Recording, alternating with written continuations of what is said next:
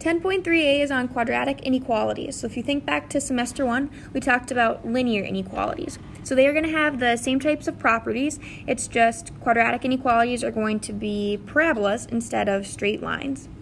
So you're going to start off by graphing your parabola just like you would regularly for intercept form, standard form, and vertex form. So you'll have to think back to previous units. Step 2 is to draw a solid or dashed line. So remember, if it is greater than or less than, that's going to be a dashed line.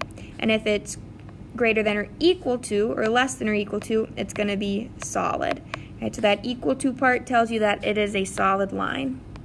Last but not least, you need to shade, right? You need to shade to signify that either everything above the line is part of the solution or everything below the line. So if it's greater than or equal to, you're going to shade above the parabola.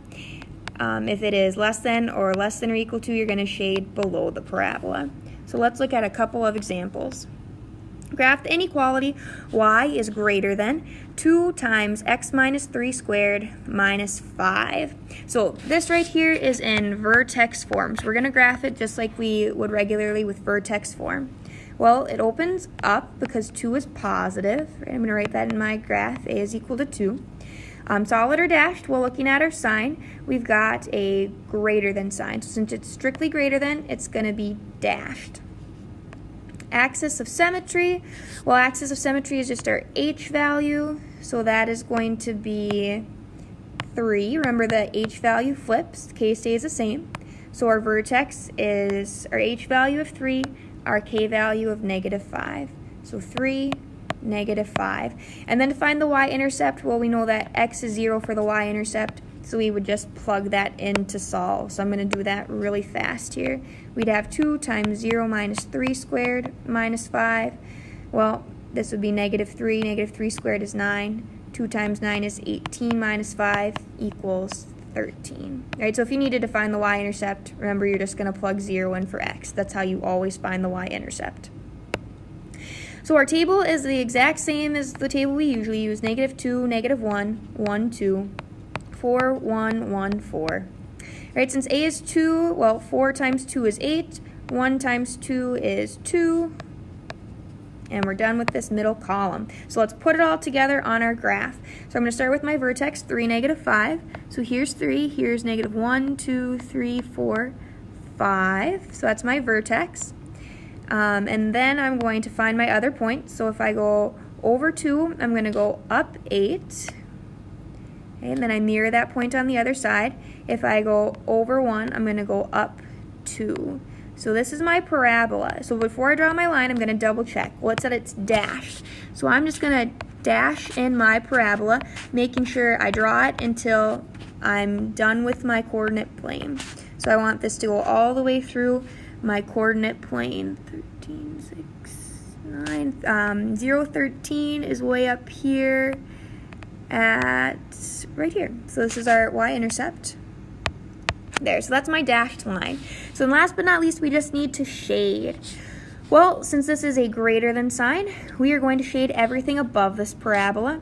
So in this case, this would be, you can always reference the vertex to figure out above or below.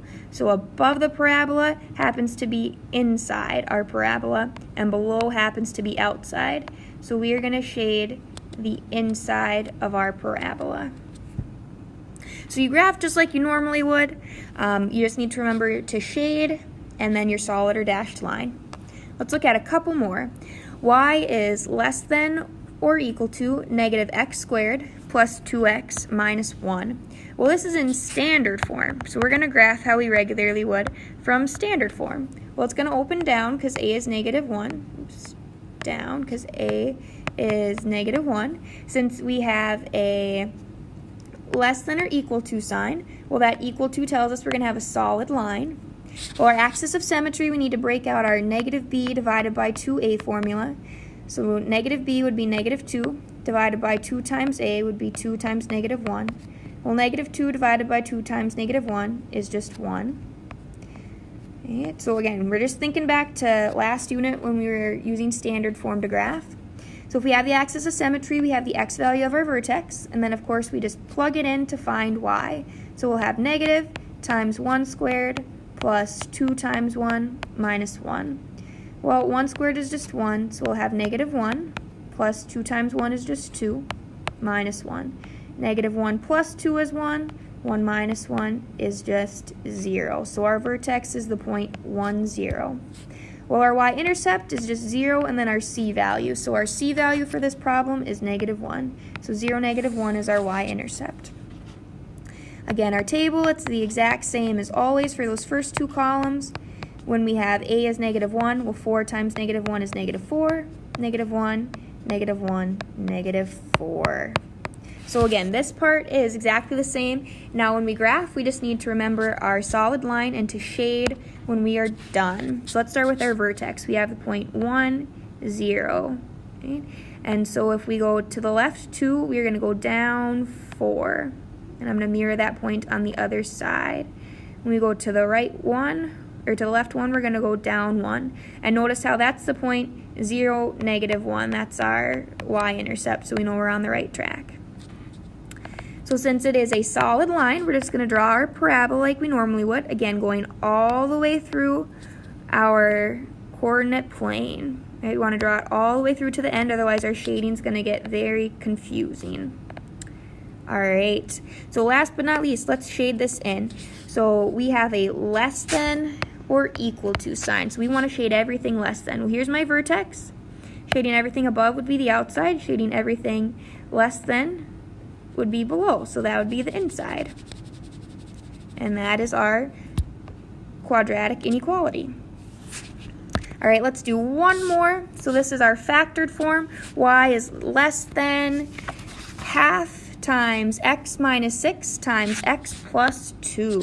So half is positive, right? A is half is positive, so our graph's going to open up.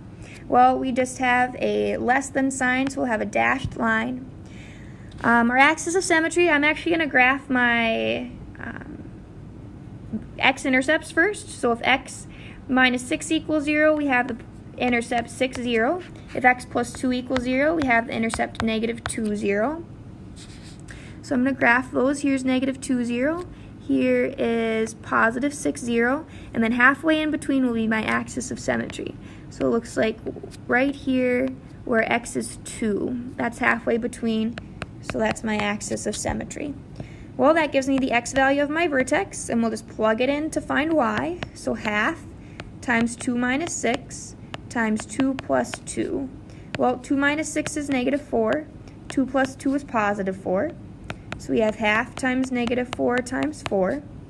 Well, negative 4 times 4 is negative 16. So what's half of negative 16? Well, that is negative 8. So our vertex is 2, negative 8. 2, go down 4, go down negative 8. Right there's our vertex. Again, our table stays the same, so we can get a couple more points on our graph here. All right, since a is half, well, 4 times half would be 2. Half, half, 2. So when we go over 1, we're going to go up half. When we go over 2, we are going to go up 2. Notice how when we went over 2, that gave me our y-intercept. So we could have plugged 0 in to find our y-intercept, but from our graph, it looks like our y-intercept is the point 0, negative 6. Right here, 0, negative 6 is our y-intercept. So let's double check how we're supposed to draw our line. Since it's dashed, we're just going to dash this in. We don't want a solid line, just want to dash it in. Alright, and then we just need to shade. So we have a less than sign, so we want to shade everything less than this. So here's my vertex. If it was greater than, I'd shade above, so that'd be inside. Since it's less than, I'm going to shade below, which means everything outside. So if it's everything outside, I'm going to shade everything around my parabola. And this is why it's so important that you draw your parabola until you're done with your coordinate plane. Otherwise, your shading will get very, very confusing. All right, so just to sum up, you graph your inequality just like you regularly would from standard vertex or intercept form, and then you just have to ask yourself, well, is it solid or dashed? And then am I going to shade above or below?